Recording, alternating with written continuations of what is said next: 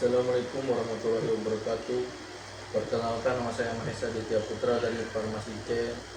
Ingin mengumpulkan tugas video khutbah Pak dari PAI. Judulnya Mari Berkorban, Undangan Berkurban. Bismillahirrahmanirrahim. Assalamualaikum warahmatullahi wabarakatuh.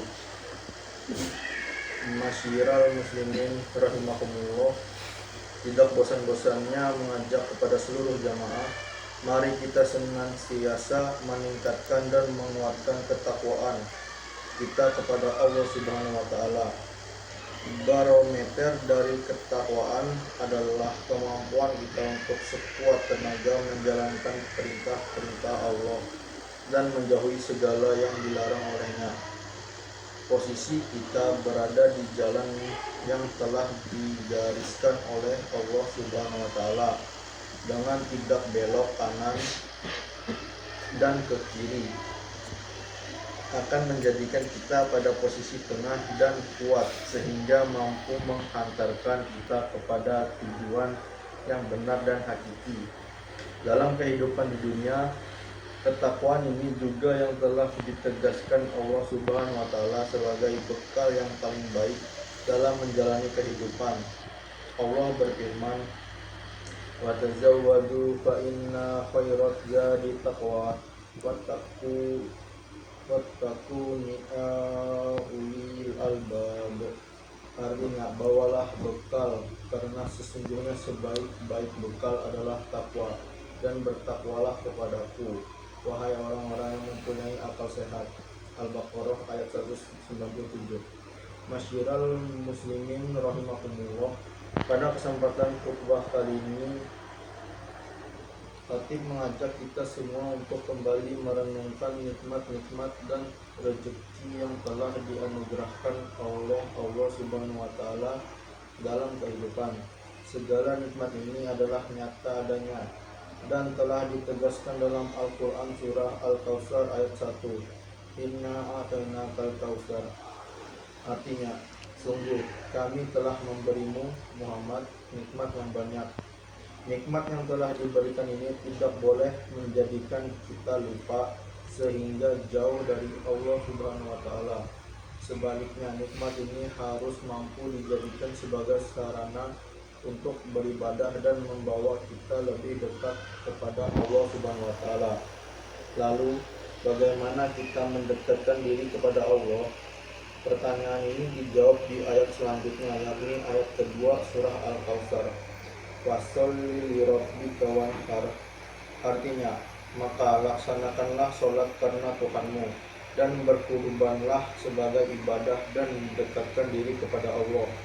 Masyiral muslimin rahimahumullah, jelas dalam ayat ini Allah memerintahkan kita untuk terus mendekatkan diri kepadanya dengan dua bentuk ibadah. Pertama adalah sholat, yang memang sudah menjadi kewajiban dan rutinitas harian kita dengan melaksanakannya 5 waktu setiap hari, yakni subuh, zuhur, asar, maghrib, dan isya. Kedua adalah dengan berkurban, yang merupakan ibadah tahunan dan hanya bisa dilaksanakan pada bulan Zulhijjah. Pada bulan Zulhijjah ini kita diperintahkan untuk menyembelih hewan kurban di hari raya haji atau Idul Adha pada 10 Zulhijjah atau 3 hari tasyrik, yaitu 11, 12, dan 13 Zulhijjah.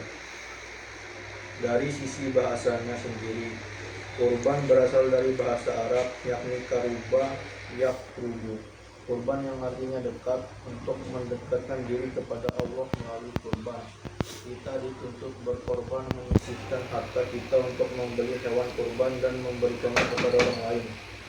Tentu kita harus benar-benar ikhlas dan menata hati dengan benar dalam berkorban ini. Jangan sampai pengorbanan kita dengan mengambil harta yang kita miliki tidak membuahkan hasil dan jauh dari hakikat ibadah kurban itu sendiri, yakni mendekatkan diri pada Allah. Jangan sampai kita salah niat sehingga kita malah akan semakin jauh dari Allah karena niatan yang salah, seperti ingin dipuji orang dan niat-niatan yang lainnya yang tidak lillahi ta'ala. Masyiral muslimin rahimahumullah, Menyembelih hewan kurban menurut Imam Malik dan Imam Al-Syafi'i adalah kesunahan yang diutamakan atau sunnah muakkadah. Sedangkan Imam Abu Hanifah berpendapat bahwa ibadah kurban adalah wajib bagi penduduk yang mampu dan tidak dalam keadaan berpergian. Nabi Muhammad SAW pun telah memberi contoh dengan tidak pernah meninggalkan ibadah kurban sejak disyariatkannya sampai beliau wafat. Sebagai sebuah kesunahan yang ditekankan dan rutin dilakukan oleh Nabi Muhammad, ibadah kurban memiliki keutamaan sendiri, bagaimana hadis Nabi dan Siti Aisyah yang diriwayatkan oleh Imam Tirmidzi dan Ibnu Majah.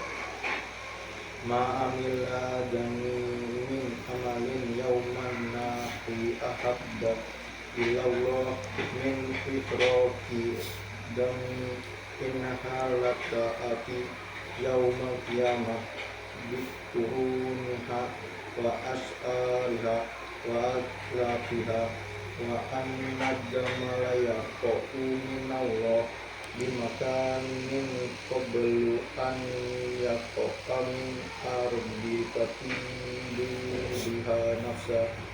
Artinya, tidak ada suatu amalan yang dikerjakan anak Adam manusia pada hari raya Idul Adha yang lebih dicintai oleh Allah dari menyembelih hewan, karena hewan itu akan datang pada hari kiamat dengan tanduk-tanduknya, bulu-bulunya, dan kuku-kuku kakinya. Darah hewan itu akan sampai di sisi Allah sebelum menetes ke tanah, karenanya lapangkanlah jiwamu untuk melakukannya. Keutamaan lain dari ibadah kurban adalah sebuah ibadah yang memiliki dua dimensi, yakni vertikal dan horizontal. Dimensi vertikal artinya ibadah yang ditujukan hanya kepada Allah Subhanahu wa Ta'ala. Sementara dimensi horizontal adalah ibadah sosial berupa berbagi rezeki untuk membahagiakan orang lain.